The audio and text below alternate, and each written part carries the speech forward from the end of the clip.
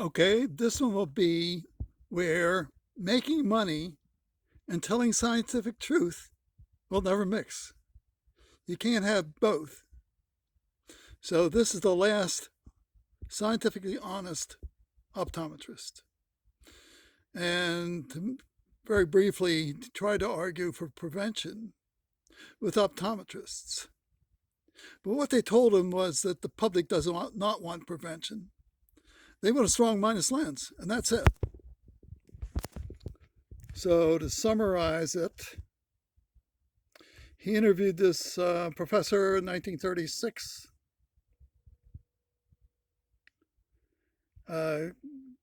Close work, so forth, which is obvious if you design control systems. It's not obvious if you're an optometrist. So the conclusion was this.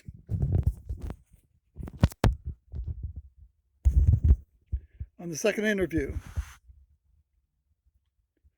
my conclusion was that every child who enters school should be given a +1 diopter for a dual purpose: prevent the eyes from becoming myopic, nearsighted, and second, would serve nerve energy.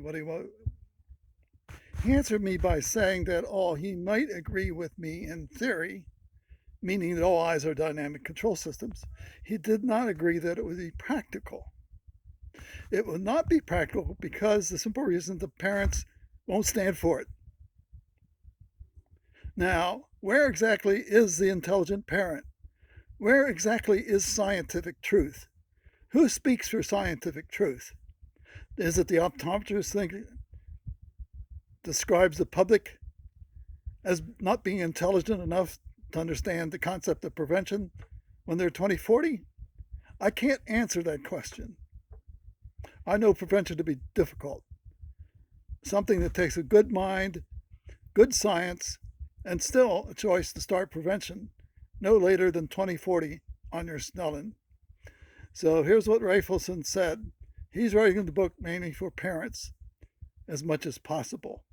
Unfortunately, it does not work for parents because they don't like the minus lens, or they don't like the plus lens.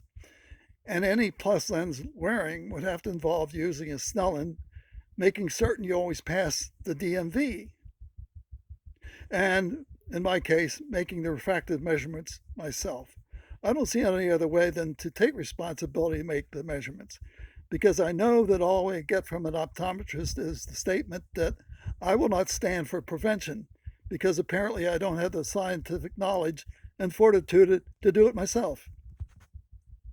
And of course, he says, going after money exclusively is the wrong road. So make your mind up.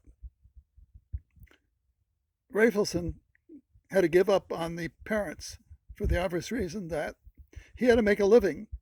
And you can't make a living helping people with scientific prevention because the parents won't stand for it. So who exactly is responsible for science and scientific knowledge, wisdom, and the fortitude to avoid entering myopia? Does it take an electrical engineer who understands control systems to do it? If it does, then I'm going to do it.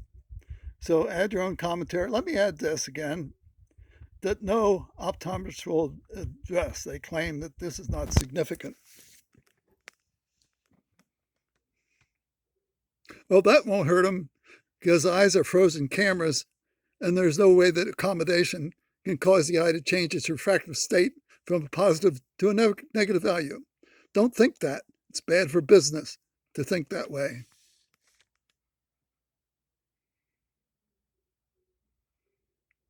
So Rafelson got his kid's nose off the page, and during the school years, he had him wearing a plus lens, so their refractive state didn't change from plus to minus.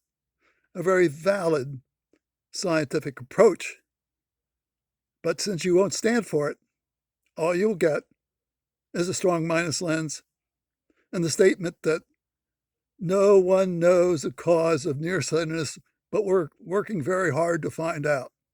Thank you.